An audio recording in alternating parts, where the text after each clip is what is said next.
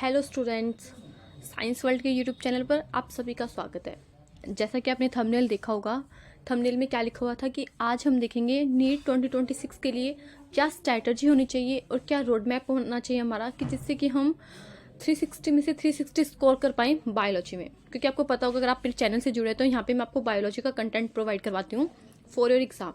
तो यहाँ पर मैं अब हम इस चैनल पे, साइंस वर्ल्ड के यूट्यूब चैनल पे हम एक नई सीरीज स्टार्ट करने वाले हैं। मैं आपको यहाँ पे बायोलॉजी पढ़ाऊंगी फॉर नीट 2026 के लिए, ठीक है। तो अब उसके लिए देखते हैं कि सबसे पहले क्या स्ट्रैटेजी होनी चाहिए, how we prepare for NEET 2026, कि कैसे प्रिपेयर करें हम नीट 2026 के लिए।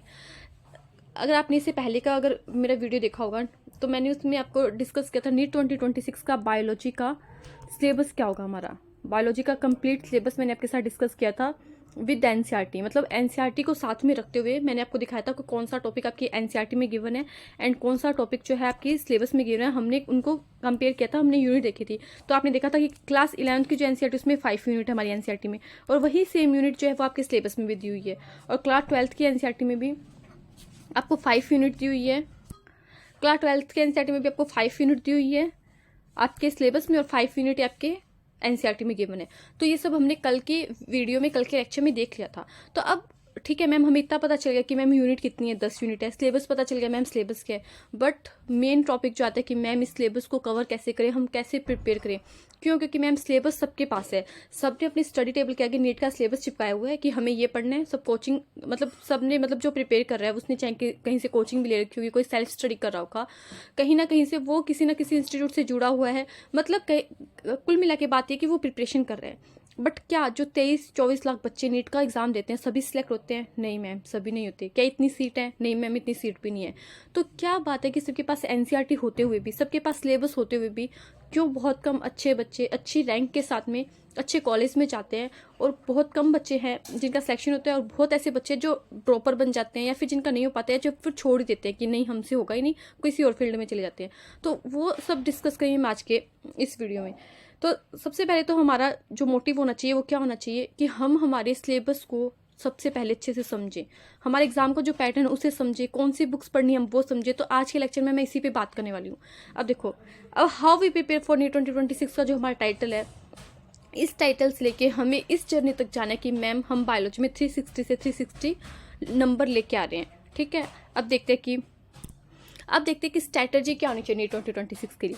देखो, सबसे पहले हमारी स्ट्रैटेजी होगी कि हमें, देखो जो 2 चीज़ होती है किसी भी एग्जाम को क्रैक करने के लिए, 2 चीज़ होती है। एक तो क्या होती है लर्निंग, कि हमें क्या करनी है, लर्निंग करनी है, हमें कंसेप्ट क्लियर करनी है। दूसरा है प्रैक्टिस, कि उस चीज़ की हमें क्या करनी है, बहुत सारी प्रैक्टिस करनी है। तो लर्निंग भी करनी पड़ेगी, हमें प्रैक्टिस भी करनी पड़ेगी। इन दोनों चीज़ों को कंबाइन करके जो हमारा रिजल्ट आएगा वो रिजल्ट आएगा कि एक अच्छी रैंक, गुड रैंक के साथ हम क्या हुए, सिलेक्ट हुए। तो हमें ये चीज़ें चाहिए।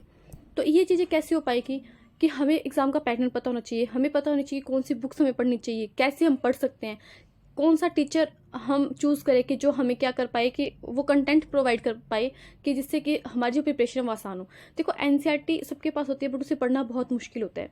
आप एनसीईआरटी पढ़ते हो, बहुत सारी चीज़ें ऐसी होती है जो हमें एनसीईआरटी पढ़ते हुए लाइनें समझ में नहीं आती है, कोई कंसेप्ट समझ में नहीं आता है, किसी वर्ड का मीनिंग ही नहीं पता चलता है, कोई डायग्राम समझ में नहीं आ रहा है। तो उन चीज़ों को हैंडल करने के लिए कहीं ना कहीं क्या होता है, हमें एक ट्यूटर की जरूरत पड़ती है। कि हमें ये होता है कि हमारे पास ऐसा कोई टीचर हो, कोई गाइड करने वाला मेंटोर हो हमारे पास में, जो हमें गाइड कर सके, हमारी हेल्प कर सके। और बहुत सारे बच्चे ऐसे भी, मैं ये नहीं बोल रही कि सब कोचिंग लेते हैं, आजकल कोचिंग के भी 2 मोड है हमारे, कोचिंग के भी 2 मोड है, ऑफलाइन ऑनलाइन। तो वो सब डिस्कस करेंगे हम आज के लेक्चर में कि कैसे स्ट्रैटेजी होनी चाहिए। तो अब देखो एग्जाम पैटर्न क्या है हमारे, जो नीट का एग्जाम है उस एग्जाम का पैटर्न का एक एमसीक्यू बेस्ड एग्जाम है। इतना तो पता होगा जो बच्चा नीट के लिए प्रिपेयर करे, बट जो बिगनर है जिसको नहीं पता, तो मैं वीडियो बना रही हूँ, जो बिगनर हो चाहे ड्रॉपर हो, सबके लिए हेल्पफुल होने वाली है। एमसीक्यू एग्जाम है, इसमें आपके जो सब्जेक्ट आते हैं वो क्या आते हैं, फिजिक्स आएगा, then chemistry and then biology. अब मैं आपको एक बात बताऊं तो 45 क्वेश्चन फिजिक्स के आएंगे, ये क्वेश्चंस बता रही हूँ मैं कितने क्वेश्चंस आएंगे। 45 फिजिक्स के क्वेश्चन आएंगे, 45 केमिस्ट्री के, एंड बायोलॉजी के आएंगे 90। अब आप देखो तो डबल है बायोलॉजी के क्वेश्चन, ठीक है। बायोलॉजी का वेटेज 50% है।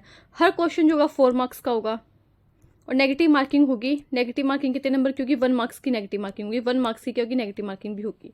तो नेगेटिव मार्किंग बेस में तो अब आप देखो तो जो हमारी बायोलॉजी है वो 90 क्वेश्चंस को कवर कर रही है। यानी कि जो हाफ पार्ट है हमारे नीट का, हमारे पेपर का, उसमें आधा तो बायोलॉजी ही लेके जा रही है। अगर आपका बायोलॉजी स्ट्रॉन्ग है कहीं ना कहीं, तो हो सकता है ना कि आपके चांसेस बढ़ जाए सिलेक्शन के। मैं ये नहीं कह रही कि हर बच्चे का बायोलॉजी स्ट्रॉन्ग होगा, और बट हमें सिलेक्शन लेना तो हमें फिजिक्स को भी स्ट्रॉन्ग करना है, केमिस्ट्री को भी, बायोलॉजी, क्योंकि कंडीशन ये है कि बच्चे 720 में से 720 मार्क्स लेके आ रहे हैं। तो उस कंडीशन में आप किसी सब्जेक्ट को छोड़ तो सकते ही नहीं हो।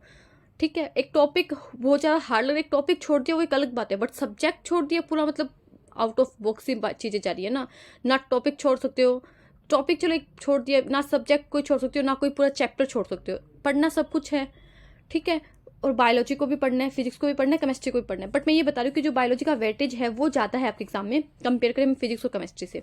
ये आपका एग्जाम पैटर्न है, सबको पता होगा नॉर्मली। जो मतलब अगर कोई बिगनर है उसे नहीं पता तो मैंने बता दिया, नहीं तो जो नीट के लिए प्रिपेयर करा है उसे 11th या मैं बोलूँ 9th क्लास ही आजकल ये पता चलने चला, मतलब लोग बताना स्टार्ट कर देते हैं, चाहे उनके टीचर चाहे उनके पेरेंट्स हो, कि बेटा नीट का पेपर देना है, उसमें ये सब पूछाता है, ये पढ़ना तुझे 9th क्लास से स्टार्ट करना है।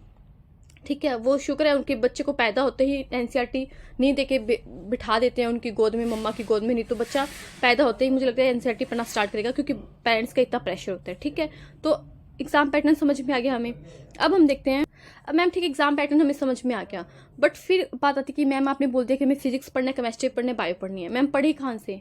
सिलेबस है, बट उस सिलेबस को पढ़ने के लिए कोई चीज़ तो नहीं चाहिए, तो वो बुक्स, मैम कौन सी बुक्स पढ़ें?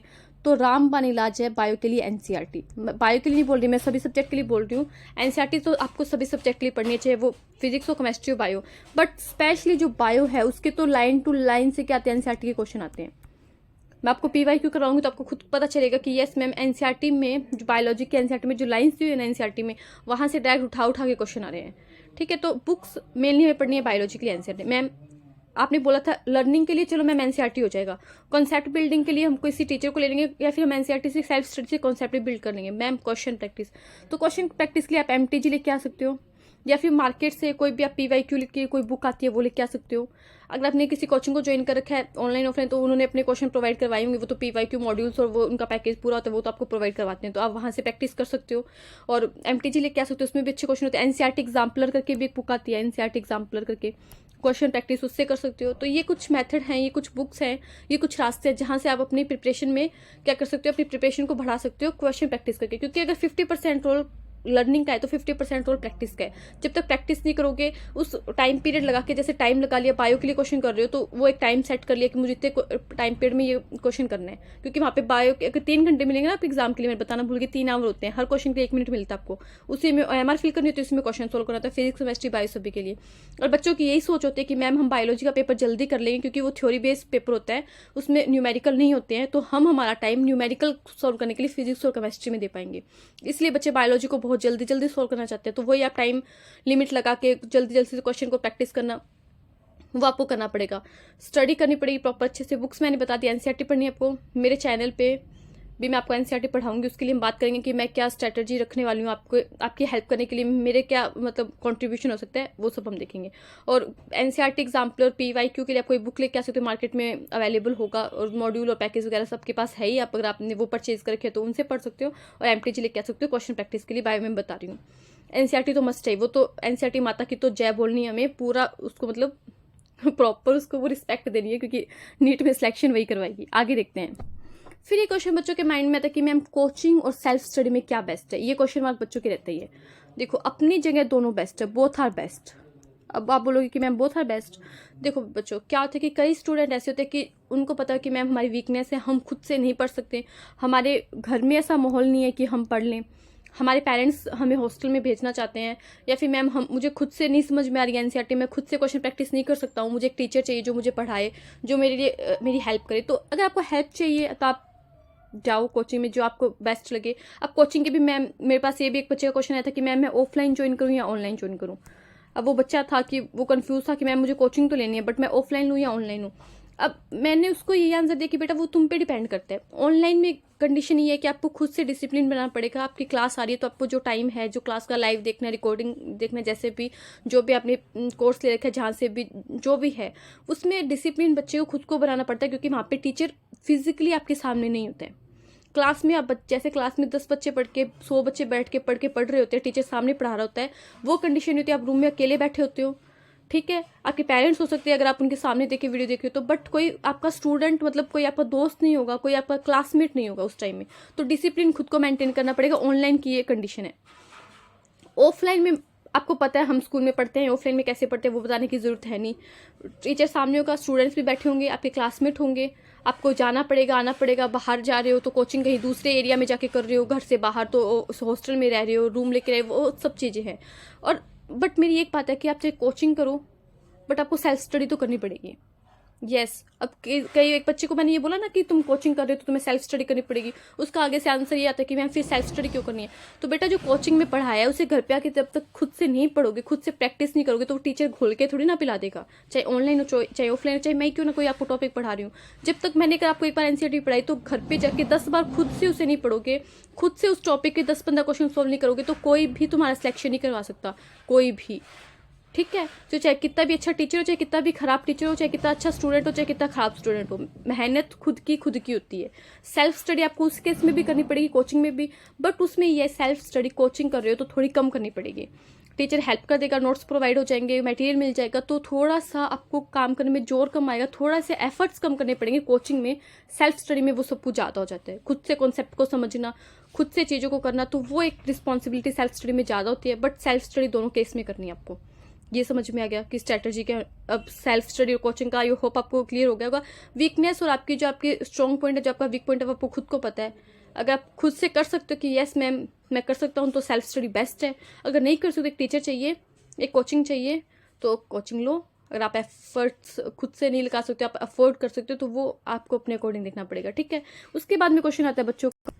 अब उसके बाद में ये बच्चों का तो क्या क्वेश्चन मैं बता रही कि how can I help you in NEET 2026, कि मैं आपको कैसे हेल्प कर सकती हूँ नीट 2026 में, मेरा क्या कंट्रीब्यूशन होने वाला है आपके एग्जाम में।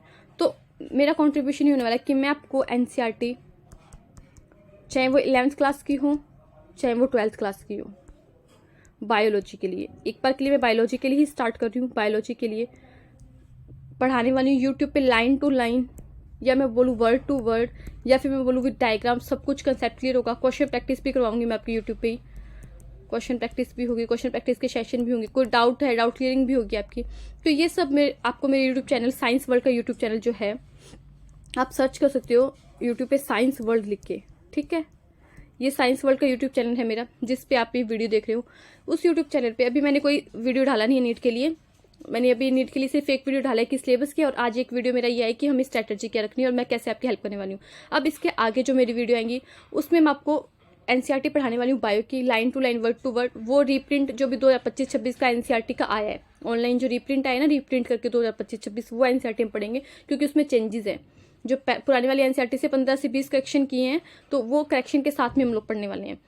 कॉन्सेप्ट क्लियर होगा, क्वेश्चन प्रैक्टिस भी मैं करवाऊंगी, एक चैप्टर पढ़ लिया फिर उसके क्वेश्चन कर लिए, जिससे आपको कॉन्फिडेंस आएगा। और जो बच्चे चाहते हैं मेरे यूट्यूब चैनल से जुड़ना, वो जुड़ सकते हैं।